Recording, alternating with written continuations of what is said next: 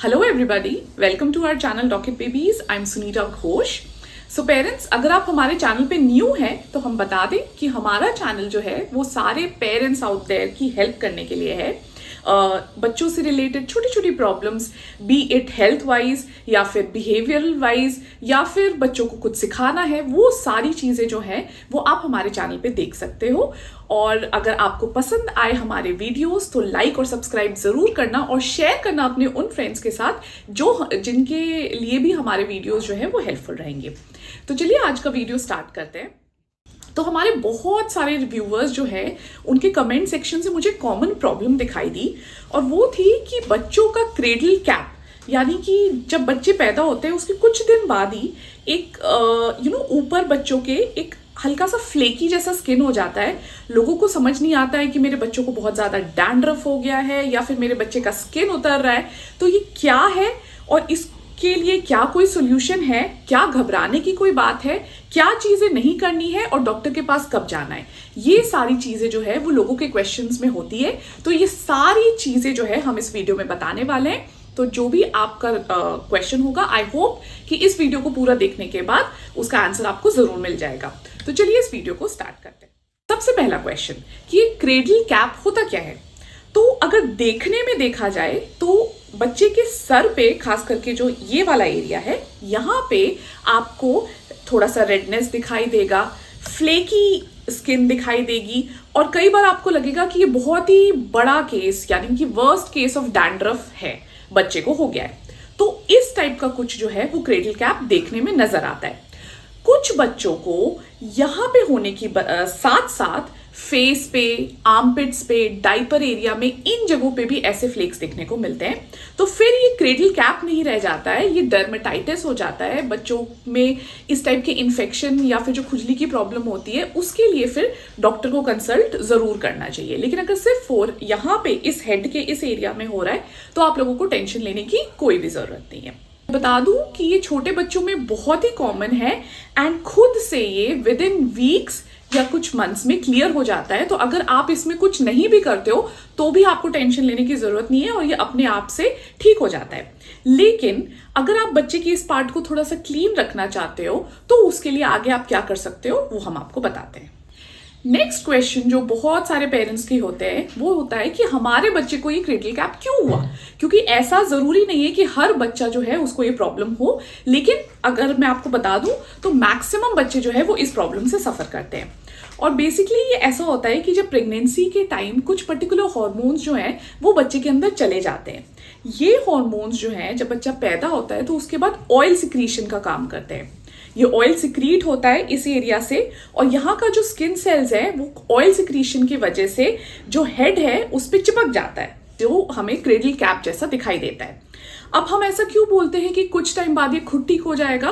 तो बेसिकली सोचा ये जाता है कि ये जो ऑयल सिक्रीशन है ये विथ टाइम कम होते जाता है और फाइनली बिल्कुल खत्म हो जाता है, या फिर इतना कम हो जाता है जिसकी वजह से क्रेडल कैप की प्रॉब्लम जो है वो नहीं होती है। तो this is one of the like expected reasons, पर ऐसा अभी भी फॉर श्योर नहीं साइंटिफिकली पता है कि क्रेडल कैप की प्रॉब्लम जो है वो बच्चों को क्यों होती है। अब आते हैं कि अगर आपको इसको क्लीन रखना है इस एरिया को तो आप क्या क्या कर सकते हो। सबसे पहली चीज, क्योंकि ये ऑयल सिक्रीशन की वजह से है तो आपको माइल्ड शैम्पू से बच्चे का हेड जो है वो वॉश करते रहना है। आप चाहे तो जब ये क्रेडल कैप की प्रॉब्लम हो रही है तो अगर माइल्ड शैम्पू यूज कर रहे हो तो आप डेली भी बच्चे को शैम्पू दे सकते हैं, या फिर वीक में 2-3 टाइम्स बच्चे का हेड जो है वो वॉश कर सकते हैं।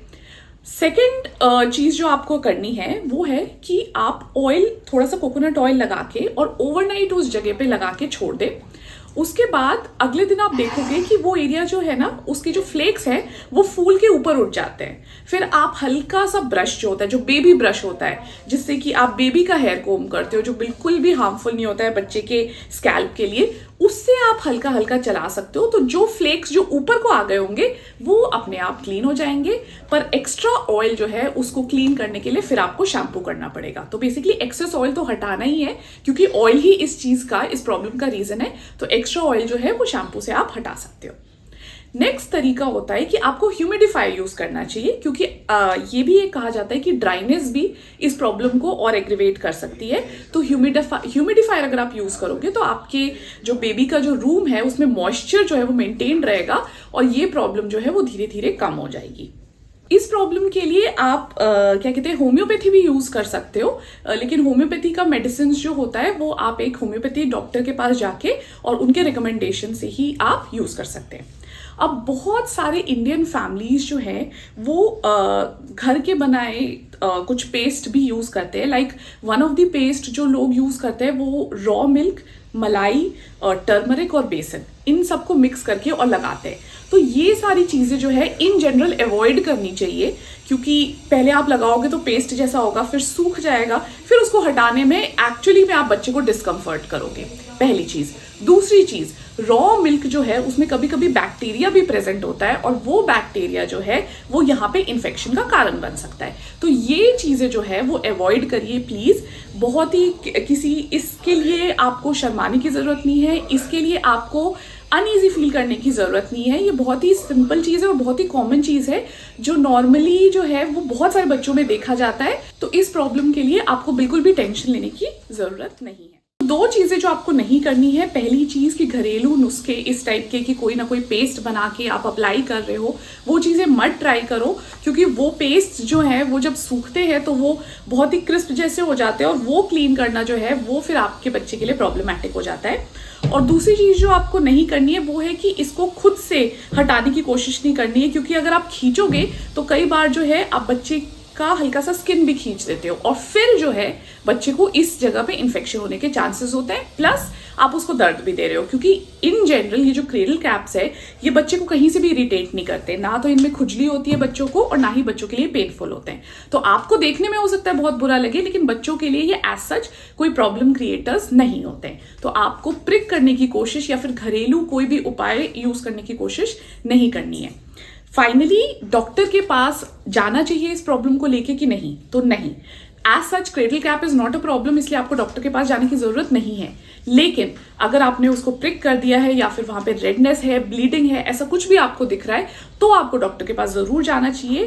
प्लस अगर ये जो क्रेडल कैप है, यानी ये जो फ्लेकी डैंड्रफ जैसी जो चीज है, ये सिर्फ इस एरिया में ना होकर बच्चे के फेस पे आ रही है, शुरू हो रही है, आर्मपिट्स में, डायपर एरिया में, इन जगहों पे भी अगर होना शुरू हो गई है तो यस, एक बार डॉक्टर को कंसल्ट जरूर करिए, क्योंकि फिर हो सकता है कि डॉक्टर को कोई ना कोई मेडिकेशन प्रोवाइड करनी पड़े इस चीज को कंट्रोल करने के लिए। तो ये था हमारा वीडियो। आई होप कि वो जितने भी व्यूवर्स हैं जिनको इस टाइप के क्वेश्चंस थे क्रेडल कैप को लेकर, वो सारे अब क्लियर हो गए होंगे इस वीडियो को देखकर। एंड आई होप कि आपको हेल्प मिलेगी इस वीडियो से। अगर वीडियो पसंद आया तो लाइक बटन पे क्लिक करिएगा, सब्सक्राइब करिएगा हमारे चैनल को और एंजॉय करिए इस हैप्पी वर्ल्ड ऑफ पेरेंटिंग को। Doctor Baby Rocks, bye bye.